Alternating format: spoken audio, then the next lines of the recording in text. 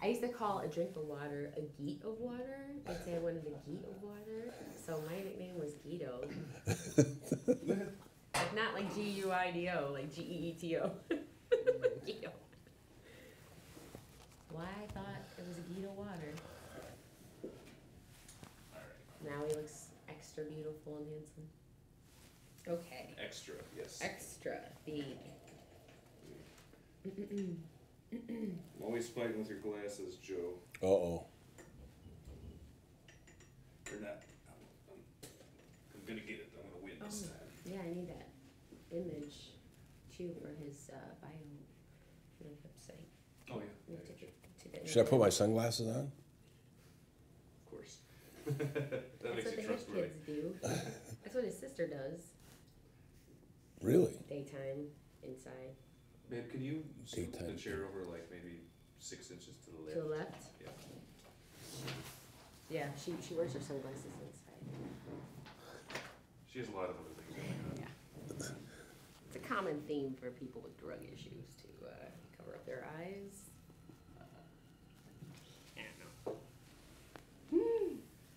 Ready? Speaking of ready. family-owned business, people we're not passing our business on to. Angela. Yeah, really. No thanks. No thanks. All right. Hi. So, at a very basic level, think about the lowest common denominator. What is succession planning? How would you explain that? Succession planning is a decision that small business owners have to make one day, but they put off for as long as they can. Mechanically, what is it? What happens is, it is the I was- actual, okay, yeah. What is, I don't think that's is gonna. this a temporary thing? or- No. Oh, shit. I was gonna say, I think they're sawing Yeah, cutting Some some pipes over there. pipes. Something. Well, I think we'll be all right. Okay. Yeah. All right, sorry about that. As soon as That's we okay. started interviewing, there was That's a. Anyway. All right. Back to where we were. well, succession planning is the transferring of your business to another owner, whether that be a family member, whether that be someone who buys your business from you, or someone who becomes your partner to make sure that the business continues on beyond your normal retirement. And you alluded to the fact that a lot of business owners put this whole planning or even thinking about this transition off because maybe it doesn't feel so immediate. Well, it's not pleasant. When someone starts their own business and they successfully have operated it for 10 years, 20 years, 30 years, succession planning means you're understanding that your involvement is coming to an end. It's the same as estate planning for your personal assets. People put off writing a will. People put off doing a trust or gifting assets or transferring assets because I think what it does is it brings to mind that you're not going to be here for an eternity. And something that is very, very dear to you, your closely held business, is going to be run by somebody else. And we all have a very difficult time giving up that control. And I think that's why succession planning gets put off way, way too long. I think it's also because business owners are in the day-to-day of running. Well, the funny part about that is any advertisement or any commentary that you hear talks about hiring a lawyer to handle the day-to-day transaction in your business, hiring an accountant to make sure that tax returns get filed timely. It is living in the day. It's getting through the day-to-day transactions and the day-to-day requirements that government regulations put on businesses. And much of the time, there is no time to devote to a budget, a 5-year plan, a 10-year plan, a transition of your business, succession planning.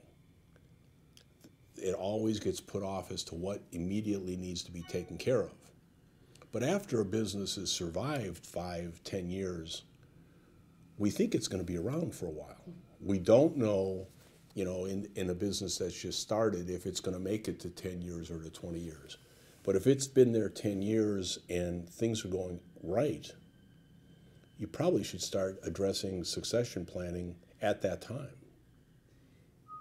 Where would you suggest a business owner begin that process? Well, I think the key becomes the intention is for that closely held business to either be a job for the owner or an investment of the owner. There's quite a difference. So, a lot of people start a business thinking that all they want to do is they want to bring a paycheck home every week to support their family. And whatever the company earns that week, they find a way to spend. They don't save, they don't project, they live week to week.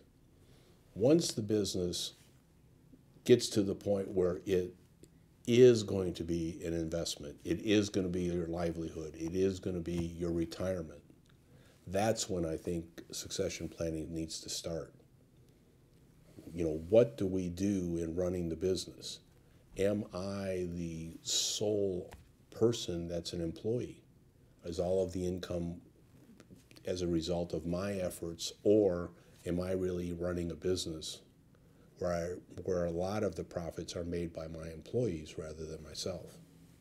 So a lot of the questions that you might be asking or needing to ask yourself, and maybe information you need to answer those questions, would come from maybe some of that same professional partnership that you probably should have as a business owner anyway, like a good CPA. Is that a good partner to begin the succession planning process?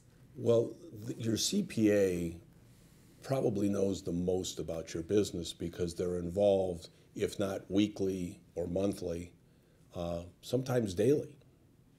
Where other advisors that you may have in the business are only called in when a special event happens. You may only see your lawyer once a year. You may have an investment advisor that you see twice a year. The CPA should be the captain of the team because he knows the most about the numbers and he sees you most often. And by the way, if the CPA isn't the one that you see most often, you should correct that situation because they are the ones that become your virtual CFO. They help you run your business when you can't afford to hire, a full-time financial person. That's why they should be the captain. They have the most information, and information is power. And really, they're going to be the people that will help you get from the point of, if you're working it as a job, to the point where it's an investment, to help you make those decisions better. And then obviously succession planning can begin in more earnest. But how do you, no matter if someone's wanting to transition to their family, or maybe existing employees, or maybe to sell it to an outside entity, a value has to be determined for the business. So certainly a CPA is integral in that process. Well, valuation is a whole different expertise. A lot of CPAs have a credential to do valuation reports. That all CPAs should be qualified to do a valuation. In most cases, valuation is done based upon the profitability of the company and the cash flow that it generates, the longevity, the projected amounts of money that are going to happen in the future. Buyers are smart enough that they don't determine a value based on necessarily history. They've got to look in the future. History is what you, the owner, value the business at. A buyer values the business on what he might make after he purchases the business. That's why planning and budgeting and growth is key, especially if we are finding a need to sell the business within the next 3 or 5 years. We've got to groom the business. We've got to get it ready where it's attractive to, a possible purchaser. And that is, so much of that is attractive on paper, the books, the numbers. Well, a lot of times in the day-to-day accounting needs of a business, things get shortcutted. they may not be done as completely or as accurately as they should be. Remember, when someone is going to buy your business, they're going to look at the historical reporting that you gave to the bank or that you gave to the IRS and use that as a starting point. If the numbers don't make any sense, a prospective buyer probably is just going to walk away because he can't get the information to determine if that investment, if that purchase is good for him or not. He can't go to his bank and determine that they're going to loan him money to buy your business if the numbers don't bear out the purchase price. So the quicker that your accounting system gets more sophisticated and that consistency from a month-to-month basis or a comparative basis to last year or the last 3 or 4 years, until there is something sustainable, the purchase price is probably less than what it should be. Is it necessary to have all of that insight and transparency if you're just passing it on to your kids, if you're not trying to sell to an outside party? Well, I think it's more important because you don't want your children to make a decision regarding their future, okay, if the business will not sustain their families. It becomes critical to say, okay, if this business has to support me as the seller and it has to support my son or daughter as a buyer, financially, will the business be able to sustain that? I don't want to say when you sell it to an outsider, you really don't care about the business once the transaction is done. But